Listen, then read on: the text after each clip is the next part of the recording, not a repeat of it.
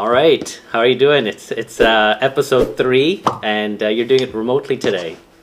That's right. So yeah, there may be a little bit more noise in the background. Like now, my phone's ringing, of course. Okay, just of as course. We get started. Tell them it's priorities here. So I'm gonna go Instagram. I'm just gonna turn on the live. Let me just get that going. Well, I should have done that right before. Let me just press this thing. Here we are. We are gonna go live here, and so we have a bunch of things we want to talk about today. Sorry? As usual. As usual, there's so much happening in the world, and I think what we want our viewers take from this is that it's kind of just a fun conversation of stuff that's kind of happening in the world in the past week. Stuff we're interested in. Exactly. So yeah, you want to first talk about the cleanup. So this. Cool. I feel like we're always looking at things that are not great in the world, but this thing I've been tracking for a little while. There's this guy. He was 18 years old. Right. Did a TED talk about cleaning up the Great Pacific Garbage Patch. I don't know if you've heard about this. I'm sure many people have. Right. The size of it is incredible. It's 3 times the size of France. That's how much surface area of the Pacific Ocean it's covering. And so this kid, when he was 18, he came up with this idea to clean it up. Yeah. And he originally had these ideas of using ocean currents and these sort of nets to scoop it all up. And so I guess over the last 10 years, he's actually launched an organization to do this.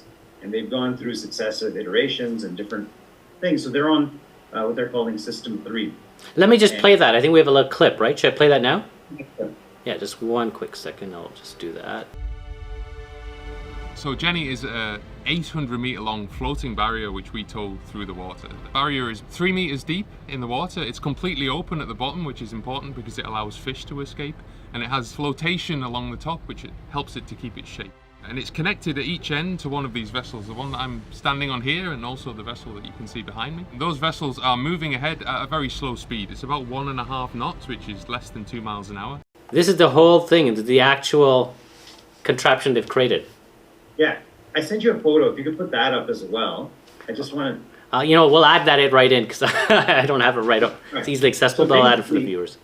It's like this U-shaped, it's like a big, long net almost. It's about, I think, 4 meters deep into the ocean. Right. It's supported by all these floating things. Yeah. 2 boats pull it, so it creates a U. Yeah. Very, very slowly, right? Like almost walking speed. So that way marine life, they've thought it all through. How does marine life not get tangled up in this? It's 2.2 kilometers across, which is massive. And they say it can clear the equivalent of about 5 football fields of garbage a minute. Okay, so where has this already been happening? And what are they doing with the garbage? They're just launching System 3. So they've been, they had System 1, System 2. They had a lot of failures, a lot of mistakes. Yeah. And learnings from that. And so now they think System 3, there'll probably be a System 4. Right. But they're quite excited about System 3. And so they figure if they had about a dozen of these going, they would actually clean up a big portion of that. Well, I forget what the time frame was, but within a few years, they'd have most of it cleaned up. And yeah. So I don't know, I was pretty excited about this because here's somebody actually taking action. Yeah, and I think you've mentioned this to me. It's a young kid or something, right? Or at least he was young or relatively young when he started this. Yeah, he was 18. Yeah, it's all. We've had a lot of feel bad stories about climate change and so on and environment, which is so good to hear one of the positives. So I think we were kind of thought we should put this out there because maybe people can actually donate to this cause. Yeah, let's put a link into the notes so that if people want to learn more, if they want to support it, I just think it's really an awesome thing. Instead of someone just holding their head or wringing their hands and saying nothing can be done. Yeah, this guy's gone and done it. He's done it. So just one before we move on from that. So what are they actually doing with the garbage? What did they actually do with the plastic? Yeah, so they did a prototype run with System 2, and they took all that garbage and they recycled it into sunglasses and sold the sunglasses as a kind of a fundraiser. Oh. Now they're partnering. They've got some really big partners. And they're looking for different ways to, I guess, what is it called? Upcycle or recycle or whatever. Right. This product. But yeah, the idea is that it gets used again, not just taken out of it. Yeah, it makes sense. All right. The next thing that kind of was interesting, I got a whole bunch of messages on my feed And even my dad was sent me a message in the WhatsApp group. We have this family WhatsApp group of stuff, and usually like the older people, they're just sharing all types of things that are usually pertinent to India, because they're really, they're emotionally attached to that. And it's about India just landed a rover on the moon. Let me just play that. Let me play that clip really first for one quick second here.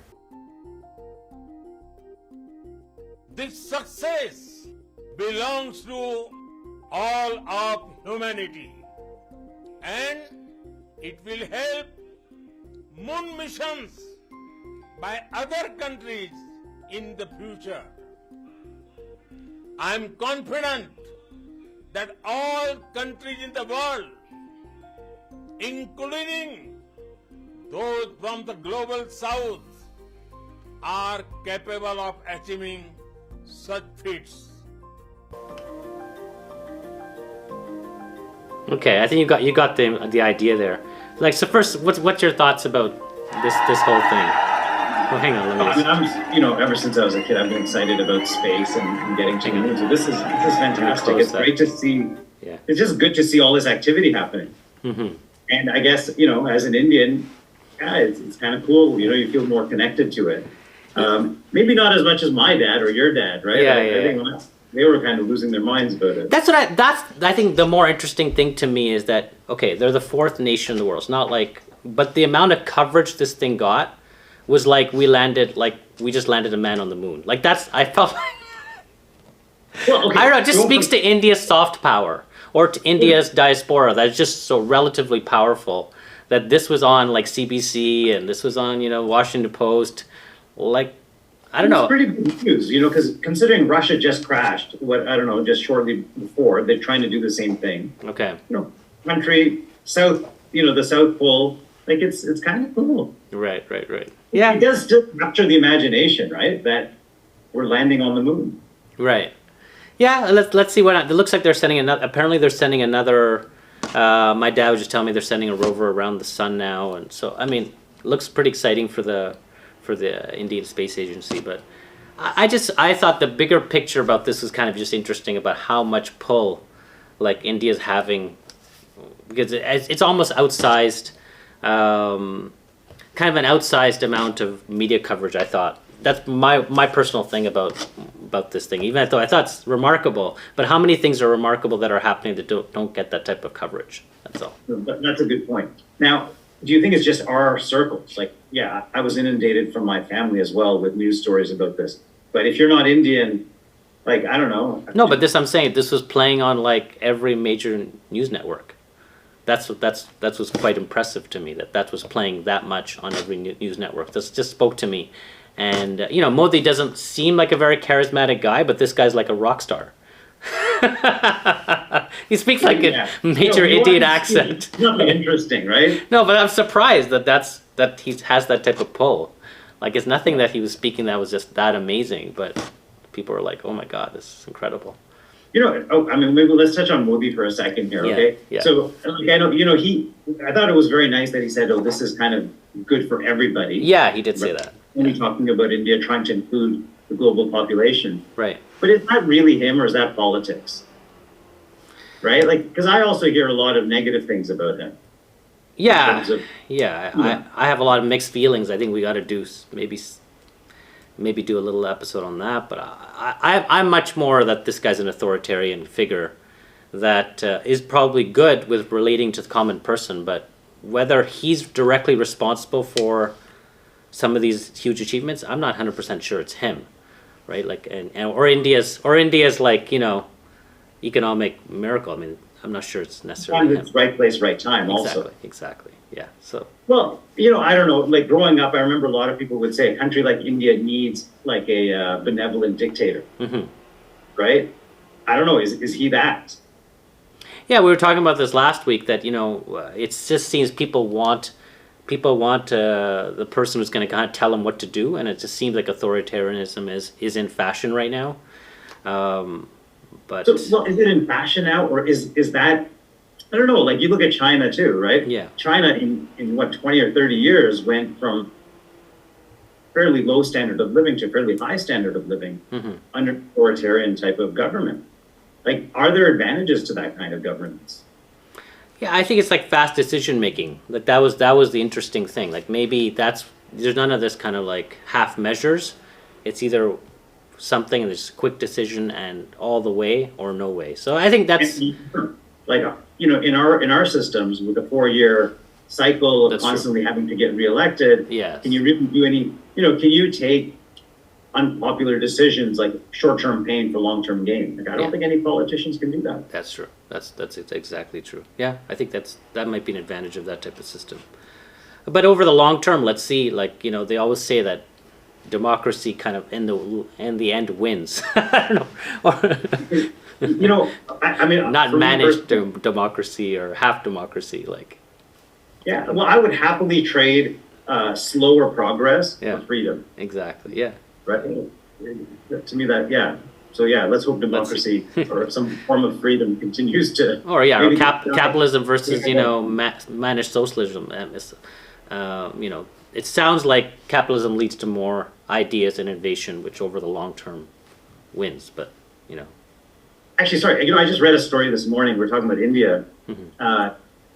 There's a company in India that just developed a drone defense system. Brain Robotics Indrajal is a groundbreaking autonomous counter-drone system. Indrajal offers protection against a wide range of drone sizes. The system demonstrates India's commitment to self-reliance in defense technology. Lieutenant General Gurmeet Singh praised Indrajal as a game-changer in security. Indrajal addresses the urgent need to defend against the growing drone threat. The system's 12-layered AI technology provides comprehensive, real-time protection. And it's supposed to be like the only kind in the world where it can actually protect entire cities from drone attacks. Oh, wow. AI-enabled. Sorry, I mean, I don't know if there's much to talk about, but that other than India, the innovation coming out of India, I think over the next decade is going to be phenomenal.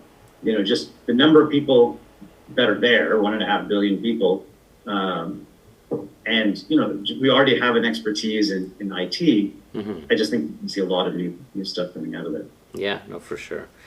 So next, you know, we did talk about Vivek Ramaswamy, and I just want to add a little piece on that.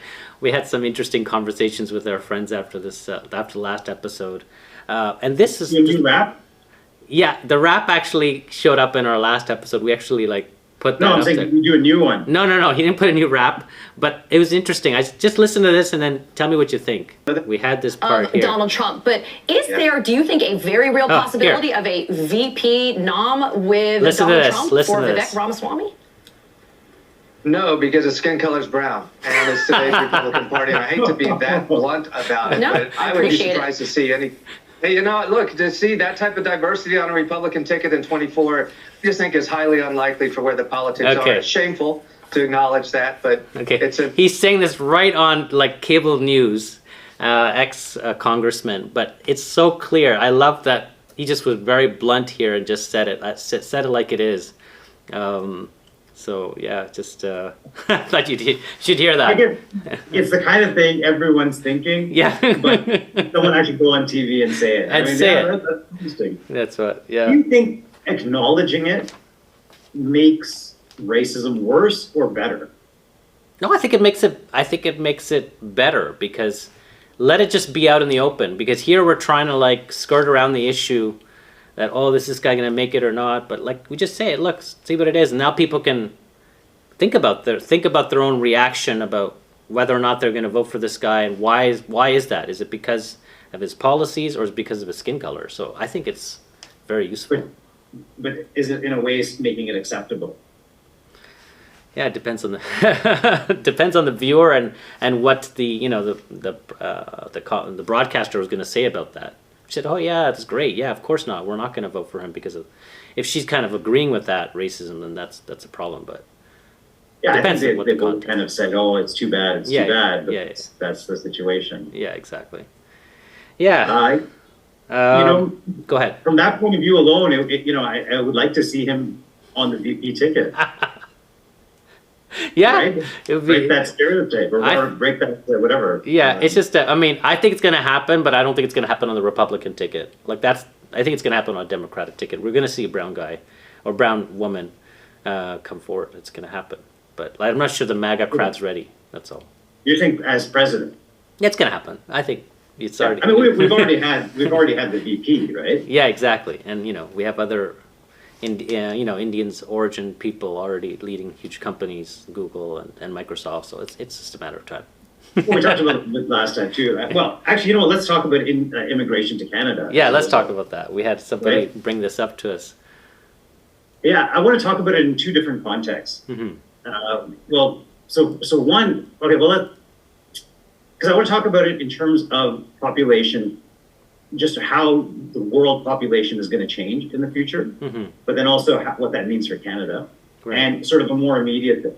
So, the Canadian immigration, I think, in 2016 to 2021 was, what I remember is about 1 million people. Right. Yep. Total, in 5 years. And then last year, the number was close to 500,000 immigrants, but 800,000 foreign students. Okay, so on top of the half a million, there's 800 foreign students that are coming temporarily. Is that right? Correct, yeah. Wow, okay. But I mean, that's dramatic, No, right? huge. Like, That's people are talking about how it's affecting housing prices. Right. If you walk around Toronto, you can see the culture has started to shift. Right. Yeah, that's right. So what are your thoughts? I mean, isn't it better bringing in more students? Isn't that better? It's supporting our universities. It's supporting learning. Some of these students end up staying. Like, what is the concern? I know people are worried about that, but. Well, okay, so let's, I'm not exactly sure where I sit on the whole thing. Yeah. On the one hand, with all these foreign students coming in, it makes sense for the universities to take them because they're paying larger fees. Yeah, they're paying extra fees, yeah.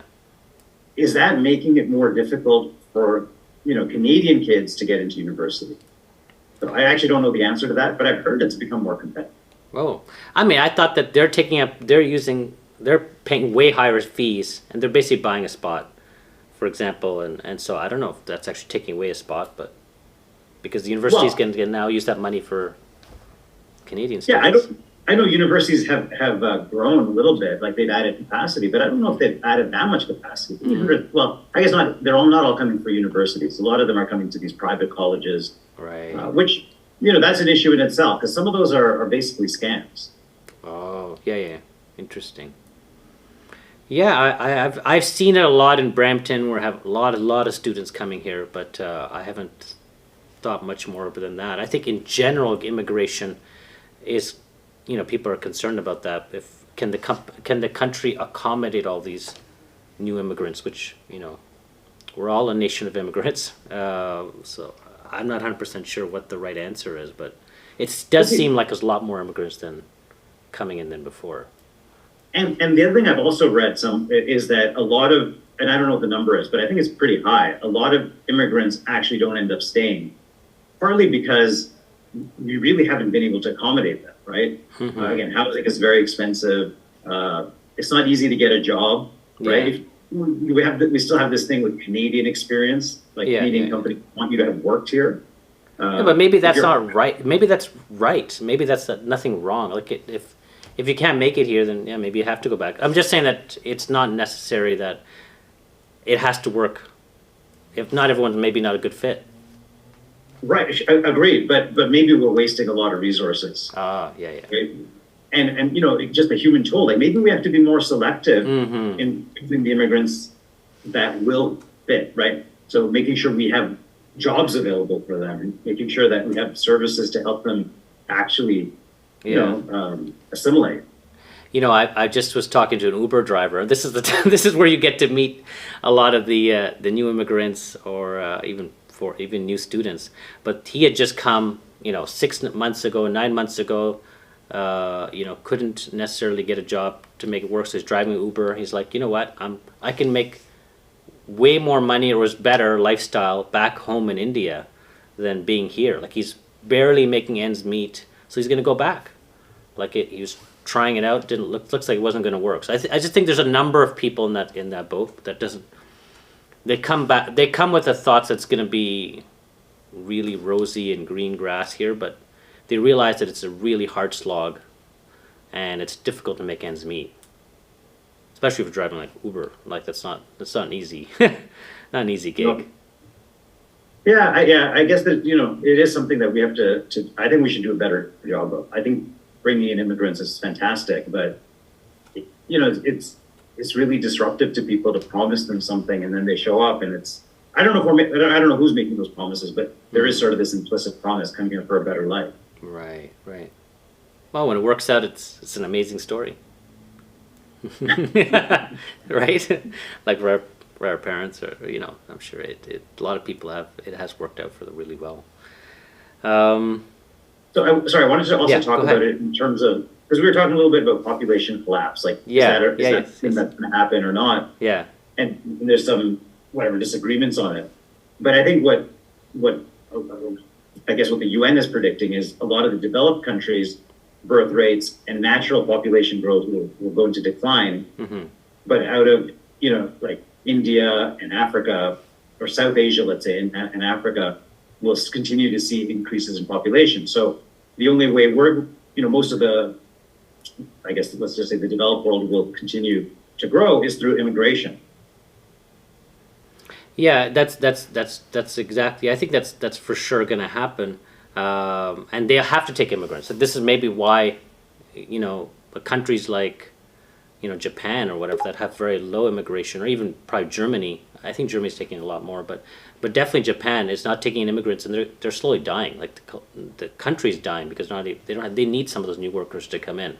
I think that's the problem with people who are saying, hey, immigration's a big problem, but you do need it to keep productivity, and growth high. I think it's important. So most of everything's going to happen in the developing world. But what do you think that's going to do to the cultures and the makeup of those countries? Yeah, the receiving countries. Yeah. No, I think we have to expect that it's going to change, and people have to be kind of willing to change with it. And change is difficult. It's not easy. It's not easy to accept change, but I think we have no choice, because if we want to maintain a certain standard of living, we're going to have to take in more immigrants, and so we can keep growing. That's the type of unfortunate world we live in. But I don't know. I find that it's going to be interesting, right? Maybe in 30, 40 years, countries, like say take Europe, for example. Europe will look very different. And you're seeing that backlash. I mean, that's the next topic I was going to just quickly talk about was this thing about in France, what's happening. France. Yeah, and I thought this was really, let me just quickly read this here.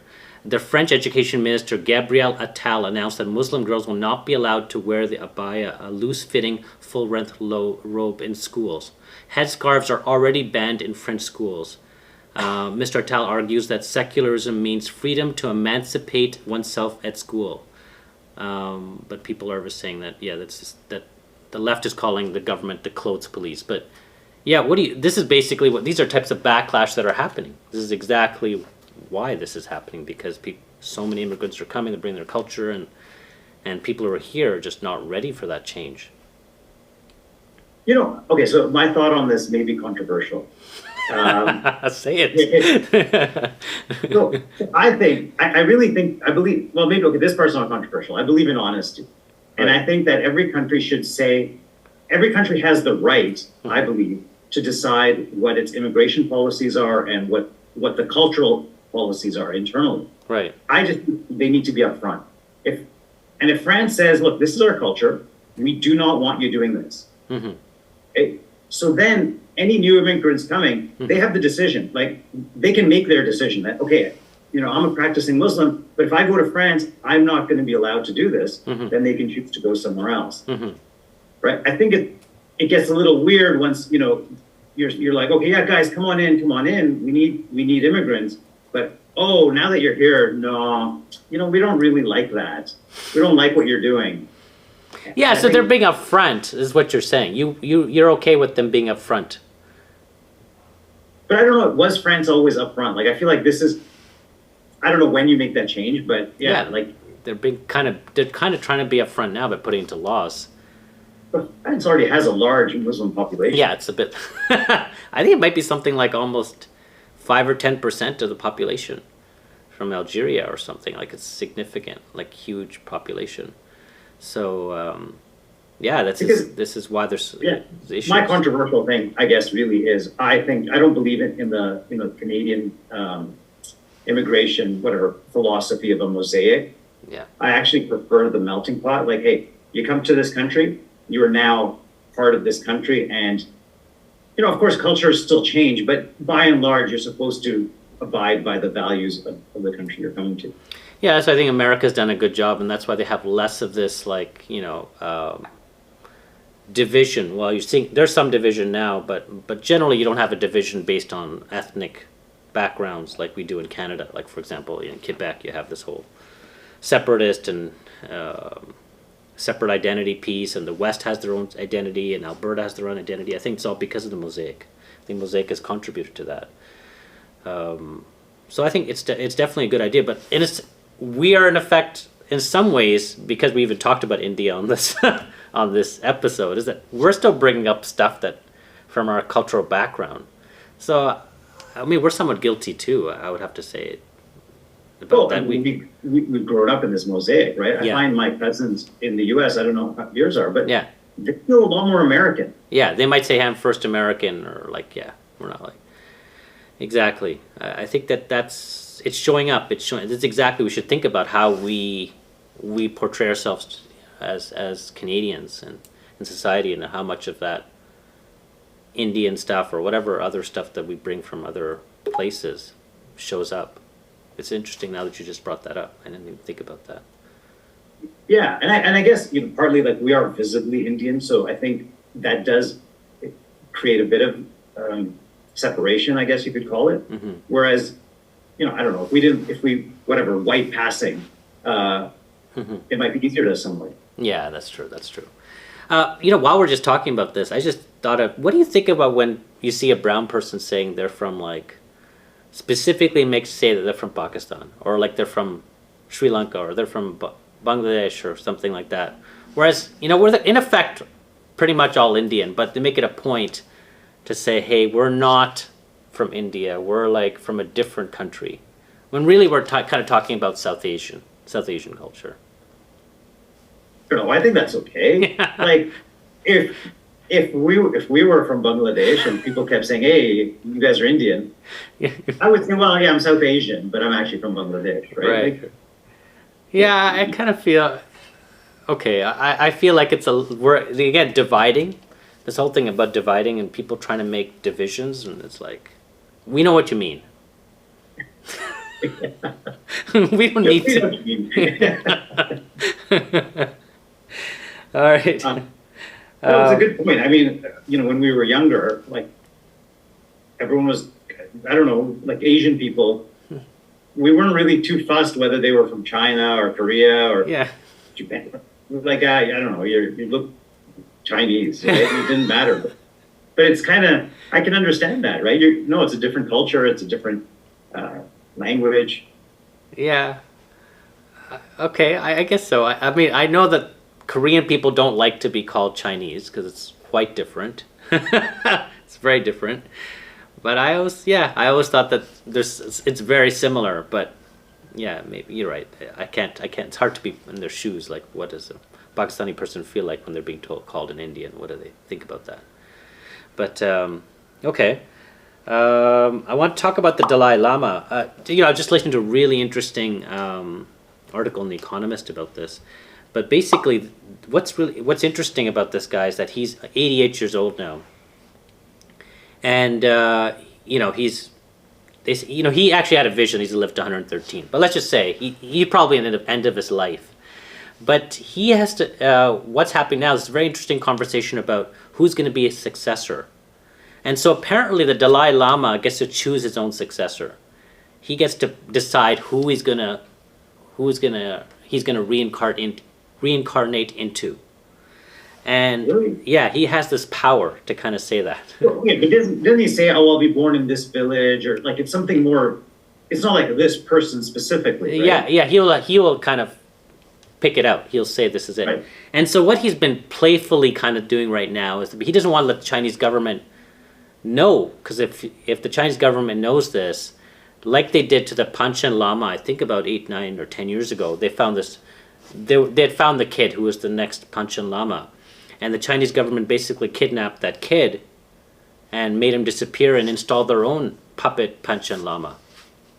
You know, so I think the concern is that they're really concerned that the Chinese government will take over whoever the successor is to the Dalai Lama, and then in effect would have control over the whole Tibetan culture and politics. So what the Dalai Lama is really worried about this. So he's been kind of playfully saying, hey, you know what? Maybe there's not going to be a successor. Maybe it's going to be a woman. Maybe it's going to be in a country it's for sure going to be outside Tibet. It's not. He's basically saying all that so he can kind of play this kind of difficult game with the Chinese government.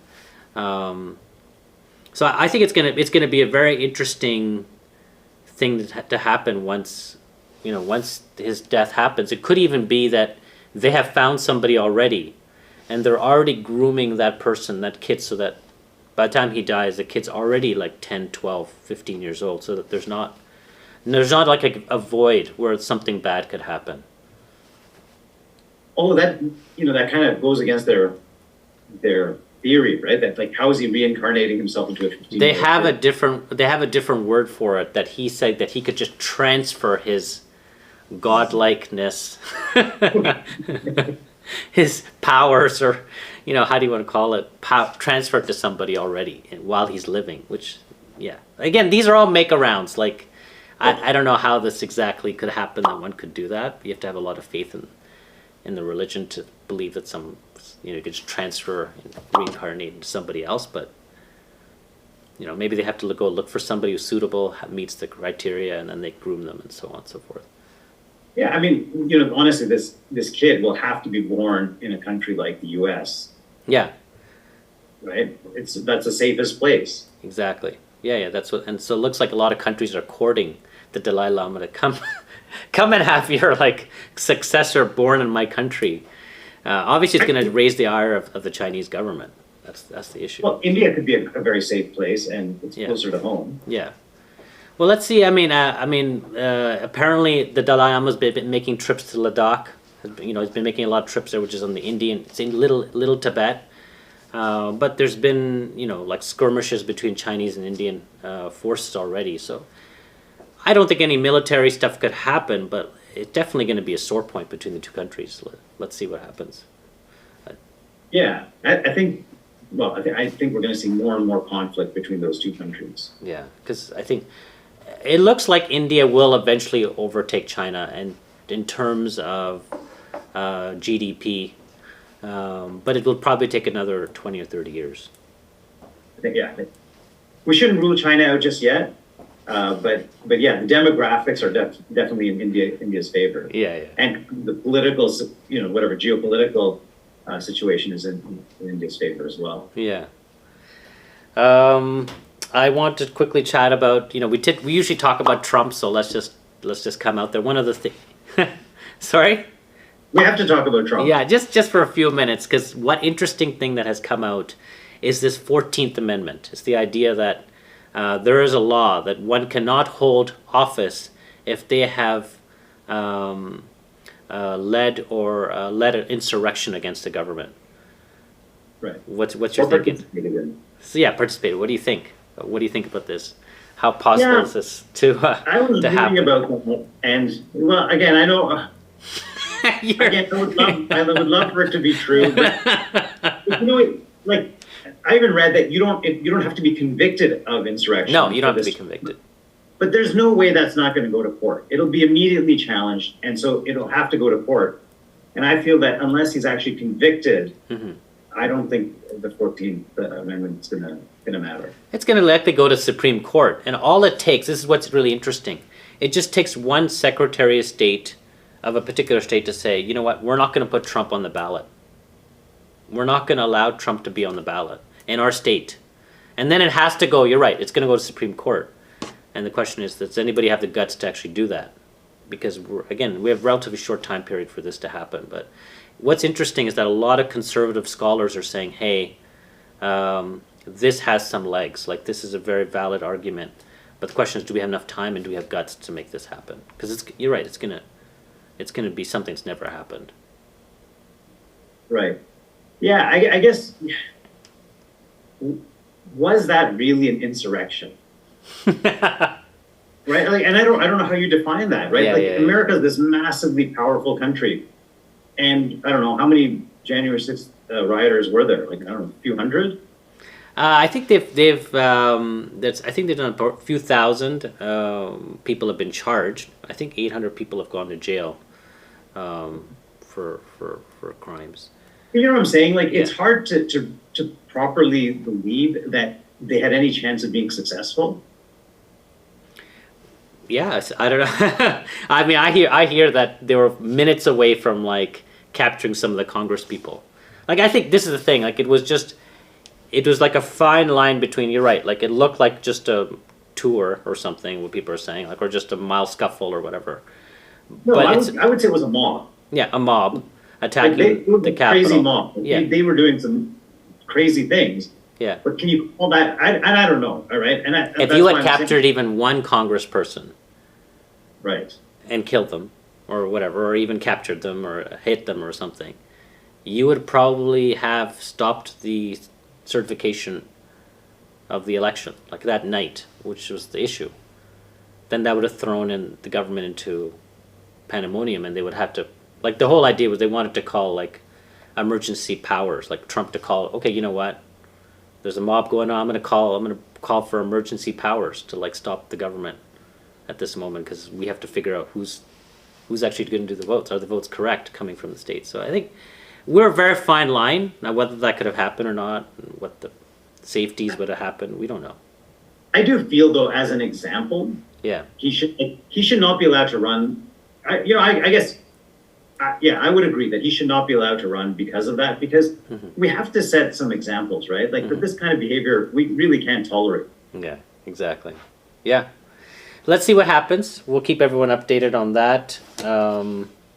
And I wanted to just end it off. I know I actually dropped my son at university, university yesterday. And I was kind of saying before that it wasn't not a big deal. He's going to come back. He comes back every weekend. But actually it was a little sad. And as soon as I left the university at 10:30 at night, I thought, you know what, like all those times I dropped him at school, that's all done. It's like, you're right, it's a whole other phase that's done. And I just thought maybe the only thing I would take is like a learning is from this is just to kind of like every moment, whenever we doing anything with anybody, like just take it all in. I always told myself, I'm trying to take everything in all the time, like try to like fully get every interaction with every person. So that's the piece I take out of it. Like, just saying hi to somebody, just want to make sure because it's not going to happen again like that. Everything is really unique. So I agree with that. And I think both you and I, going like raising our kids, we really tried to participate and take in as much as we could. Yeah. And I think you can do all that. And it doesn't prepare you. Yeah. It doesn't prepare you. It doesn't exactly prepare you for that. And like, it's always something that you realize, the sadness of losing something you don't realize till you've lost it. Like that's hard to To me, this is, we had referenced my article last time, but partly what I felt was every time I feel that sadness, I'm now taking that as a signal to remember that it's because it was so good. Right? I think, had we been sort of negligent dads and not that involved with our kids, this wouldn't be that painful. Right? You're like, oh yeah, I don't know, I hardly saw this guy anyway, so he's gone. So for me, the pain actually is good because it means I was there, right? Like I did really get involved. I don't have any regrets. I just miss it. Yes, that's a very interesting point you're saying. So you're saying that if we have more of these moments of losing something, that's in effect a more richer life. Because that means you've had more things that you had to let go of, which are difficult. Everyone has to feel pain of letting go. Well, I will. We were talking about Dalai Lama earlier, so I don't know if there's a way, because I think the Buddhists have this thing, like where you imagine that the thing you love is already gone. So I remember doing this actually with my kids sometimes is, when I'd be hugging them, it's very emotional to imagine, but you imagine that they're gone, like they whatever, they're not in your life anymore for whatever reason. And it really makes that moment very, very rich. Right. And so yeah, I think these things are related somehow, that you have to feel pain to really enjoy the depth of of life's experience. Yeah, that's really good. I've been really trying to practice just some gratitude and trying to remind myself, okay, I'm just very happy about this particular moment, or just happy. But how do you, I would ask you, how do you remind yourself to do that? Because I figure that's way more important than any mindfulness practice. Like people do, 10 minute, half an hour sit down quietly. I actually think like the moment to moment trying to be aware, to me sounds like a more important practice.